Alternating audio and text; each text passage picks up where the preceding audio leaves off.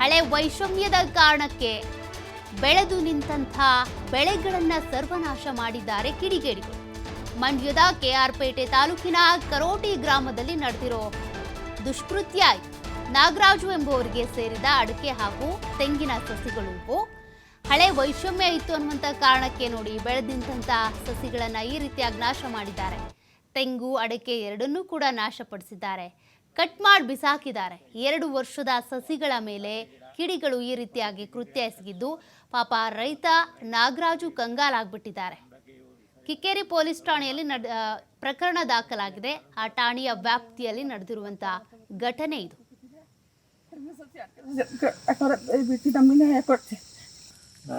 ನಮ್ಮ ಜಮೀನಿಗೆ 4 ವರ್ಷ ಫಲಕ್ಕೆ ಬಂದಿರುವಂಥ ಗಿಡವನ್ನು ನೆಟ್ಟಿದ್ವಿ. ಫಲಕ್ಕೆ 25 ಒಂದು 30-50 ಅಡಿಕೆ ಗಿಡ, ಒಂದು 25 ತೆಂಗಿನ ಗಿಡ ಕತ್ತರಿಸಾಕವ್ರೆ. ಯಾರು ಅಂತ ಇರೋದಿಲ್ಲ, ಇವರು ಪಕ್ಕದವರೇ ಇರ್ಬೋದು. ನಮ್ಮ ಬಗ್ಗೆ ಇವರು ಸರಿಯಾಗಿ ಸರುಡಿ ಮಾಡ್ತಾವ್ರೆ ನಮ್ಮ ಮೇಲೆ.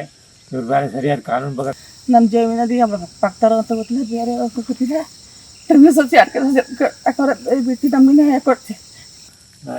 ನಮ್ಮ ಜಮೀನಿಗೆ 4 ವರ್ಷ ಫಲಕ್ಕೆ ಬಂದಿರುವಂಥ ಗಿಡವನ್ನು ನೆಟ್ಟಿದ್ವಿ. ಫಲಕ್ಕೆ 25 ಒಂದು 30-50 ಅಡಿಕೆ ಗಿಡ, ಒಂದು 25 ತೆಂಗಿನ ಗಿಡ ಕತ್ತರಿಸಾಕವ್ರೆ.